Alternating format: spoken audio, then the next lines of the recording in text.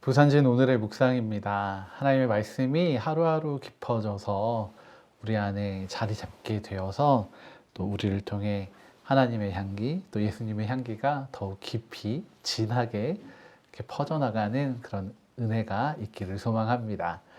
오늘 우리에게 주시는 하나님의 말씀은 전도서 2장 1절부터 11절까지의 말씀입니다. 나는 내 마음에 이르기를 자 내가 시험 삼아 너를 즐겁게 하리니 너는 낙을 누리라 하였으나 보라 이것도 헛되도다. 내가 웃음에 관하여 말하여 이르기를 그것은 미친 것이라 하였고 희락에 대하여 이르기를 이것이 무슨 소용이 있는가 하였노라. 내가 내 마음으로 깊이 생각하기를 내가 어떻게 하여야 내 마음을 지혜로 다스리면서 술로 내 육신을 즐겁게 할까.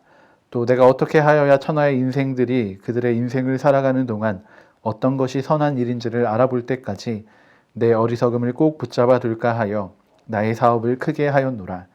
내가 나를 위하여 집들을 짓고 포도원을 일구며 여러 동산과 과원을 만들고 그 가운데에 각종 과목을 심었으며 나를 위하여 수목을 기르는 삼림에 물을 주기 위하여 못들을 팠으며 남녀노비들을 사기도 하였고 나를 위하여 집에서 종들을 낳기도 하였으며 나보다 먼저 예루살렘에 있던 모든 자들보다도 내가 소와 양떼의 소유를 더 많이 가졌으며 은금과 왕들이 소유한 보배와 여러 지방의 보배를 나를 위하여 쌓고 또 노래하는 남녀들과 인생들이 기뻐하는 처첩들을 많이 두었노라. 내가 이같이 창성하여 나보다 먼저 예루살렘에 있던 모든 자들보다 더 창성하니 내 지혜도 내게 여전하도다. 무엇이든지 내 눈이 원하는 것을 내가 금하지 아니하며 무엇이든지 내 마음이 즐거워하는 것을 내가 막지 아니하였으니 이는 나의 모든 수고를 내 마음이 기뻐하였음이라. 이것이 나의 모든 수고로 말미암아 얻은 몫이로다. 그 후에 내가 생각해 본즉 내 손으로 한 모든 일과 내가 수고한 모든 것이 다 헛되어 바람을 잡는 것이며 해 아래에서 무익한 것이로다. 아멘. 오늘 전도자는 다시 한번 자신의 삶을 통해서 시험해 보고자 하는 것이 있다고 이야기합니다. 1절의 말씀입니다. 나는 내 마음에 이르기를 자 내가 시험 삼아 너를 즐겁게 하리니 너는 낙을 누리라 하였으나 라고 고백하고 있습니다. 전도자는 이 시험을 통해서 삶의 의미, 지혜를 찾고자 합니다. 세번역 성경은 이런 일들을 벌이는 이유를 한마디로 간략하게 설명해 주고 있습니다. 세번역 성경에서 3절 첫 구절입니다. 지혜를 갈망해 온 나는 이라고 이야기합니다. 전도자가 이 일들을 벌인 이유는 지혜를 얻기 위함입니다. 지혜를 찾기 위함이고 그래서 지혜의 조각들을 발견하고자 합니다. 전도자는 이미 1장에서 이야기하듯이 자신의 삶을 들여서 지혜를 얻기 위해 수많은 노력들을 했다라고 이야기합니다. 그가 했던 수많은 시도들 중 하나를 오늘 말씀에서 이야기해 주고 있습니다. 오늘 말씀 가운데 등장하는 이 전도자의 도전을 통해서 우리가 함께 생각해 보아야 할 것은 무엇인지 또 함께 확인하기 원합니다. 전도자의 첫 시도는 바로 육신의 즐거움을 따라 살아가는 것이었습니다. 3절의 말씀입니다. 내가 내 마음으로 깊이 생각하기를 내가 어떻게 하여야 내 마음을 지혜로 다스리면서 술로 내 육신을 즐겁게 할까? 또 내가 어떻게 하여야 천하의 인생들이 그들의 인생을 살아가는 동안 어떤 것이 선한 일인지를 알아볼 때까지 내 어리석음을 꼭 붙잡아 둘까 하여 라고 고백하고 있습니다. 그는 술로 육신을 즐겁게 하기를 원했고 또 세상 사람들을 즐겁게 여기는 모든 것들을 따라 살아가고자 했습니다. 그리고 그것들 안에 선한 것이 있는지를 확인하고자 했던 것입니다. 그래서 그는 이 육신의 즐거움을 또 만족을 위해서 더욱 열심히 살았습니다. 그래서 4절부터 6절까지는 그가 이루었던 일들에 대해서 이야기하고 있습니다. 그는 먼저 자신의 삶이 보호받고 또 안전할 수 있도록 궁전을 지었습니다. 아마도 이 궁전은 그냥 아무렇게나 지은 궁전이 아니라 최신의 유행과 또 기술을 집약해서 만든 궁전이었을 것입니다. 그리고 술과 포도주를 만들기 위해서 포도원도 만들어 보았습니다.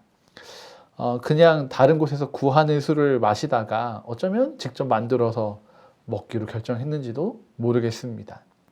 또 집만이 아니라 조경에도 손을 대 보았습니다. 집 앞만을 치장하는 것이 아니라 집 밖을 치장하는 일에도 그는 힘썼습니다. 또 다른 한편으로는 과수원도 만들어서 온갖 과일 나무들을 심어보기도 했습니다. 그리고 더욱 푸르른 숲을 만들기 위해서 물을 모아둘 수 있는 저수지까지도 만들어 보았습니다. 그는 이렇게 자신의 삶의 환경들을 개선해 감으로써 자신의 삶의 질을 높이고 더 큰 즐거움을 누리고자 했습니다. 이렇게 더 많은 즐거움을 누리기 위해 여러 준비와 노력들을 했지만 그 안에서 내린 결론은 바로 이것입니다. 2절의 말씀입니다. 내가 웃음에 관하여 말하여 이르기를 그것은 미친 것이라 하였고 희락에 대하여 이르기를 이것이 무슨 소용이 있는가 하였노라. 아멘. 전도자는 자신이 한 일들이 미친 짓이었고 또 소용없는 짓이었다라고 이야기하고 있습니다. 결국 그는 이 일들 속에서 선한 것을 찾아내지 못했다는 것입니다. 이 안에는 그가 찾던 지혜가 없었던 것입니다. 그러나 그의 시도는 여기서 끝이 아닙니다. 그는 또 다른 수많은 시도들을 합니다. 7절부터 9절의 말씀을 보면 그는 더 많은 것을 소유하려고 하고 있습니다. 남종과 여종을 소유하고자 하고 또 그 종들의 자녀까지도 소유하고 있습니다. 다른 누구와도 또 비교할 수 없을 만큼 많은 소와 양을 얻기도 했습니다. 또 금과 은의 보물들을 소유하기도 했고 또 여러 나라들을 정복해서 그 나라의 임금들이 바치는 곡물까지도 얻어보았습니다. 자신만을 위한 전속 밴드 같은 남녀 가수들도 모아보았고 인생들이 좋아하는 그 수많은 처첩들을 거느려 보기도 했습니다. 수많은 것들을 모으고 결산해 보니까 이스라엘의 모든 왕들보다 더 많은 것을 가지게 되었다라고 이야기하고 있습니다. 이 전도자는 이렇게 자신이 얻게 된 그 수고들에 만족해하고 있었습니다. 10절의 말씀입니다. 무엇이든지 내 눈이 원하는 것을 내가 금하지 아니하며 무엇이든지 내 마음이 즐거워하는 것을 내가 막지 아니하였으니 이는 나의 모든 수고를 내 마음이 기뻐하였음이라. 이것이 나의 모든 수고로 말미암아 얻은 몫이로다. 아멘. 전도자의 모든 수고의 결과물 그리고 그 대가가 바로 이 모든 소유였습니다. 그래서 이 소유는 이 전도자에게 큰 기쁨을 주었습니다. 자신의 소유가 늘어갈수록 자신의 삶의 성과와 가치가 올라가는 것처럼 여겨졌습니다. 그래서 자신이 얻게 될 이 몫을, 이 소유들을 포기하고 싶지 않았고 그리고 또 자랑하고 싶었습니다. 전도자는 그렇게 자신의 삶의 의미와 가치를 찾은 듯 보였습니다. 자신의 기쁨이 선인 것처럼 여겨졌기 때문입니다. 그렇게 선을 따라 산 것처럼 그는 최선의 노력을 다했고 또 기쁨을 누릴 때도 있었지만 이 전도자가 마지막에 남긴 말은 바로 이것입니다. 11절의 말씀입니다. 그 후에 내가 생각해 본즉 내 손으로 한 모든 일과 내가 수고한 모든 것이 다 헛되어 바람을 잡는 것이며 해 아래에서 무익한 것이로다. 아멘. 전도자는 자신이 이루어 놓은 그 모든 것을 되돌아보았습니다. 그런데 이 모든 소유물이 기쁨이라고 생각했던 그 모든 것들이 자신에게 헛된 것을 알게 되었습니다. 왜냐하면 그 수많은 소유 가운데에서도 지혜의 조각은 찾을 수 없었기 때문입니다. 오늘 전도자는 그가 했던 수많은 경험들 중 일부를 이야기해 주고 있습니다. 그가 누렸던 육신의 즐거움과 바로 소유를 이야기하고 있습니다. 지금의 상황으로 이야기한다면 이 전도자가 누렸던 그 모든 것들을 한꺼번에 누릴 수 있는 사람은 아마 거의 없을 것입니다. 일반적인 세상적인 시각에서 이 전도자의 삶은 너무도 대단했던, 심지어 영광스러웠던 삶이라고 보아도 손색이 없을 삶이기 때문입니다. 그런데 그런 그의 삶의 결론은 우리가 생각했던 것과 조금은 다른 듯 보입니다. 육신의 즐거움과 소유는 지혜를 가져다 주지 못하기 때문에 헛되고 쓸데없는 것이라는 것입니다.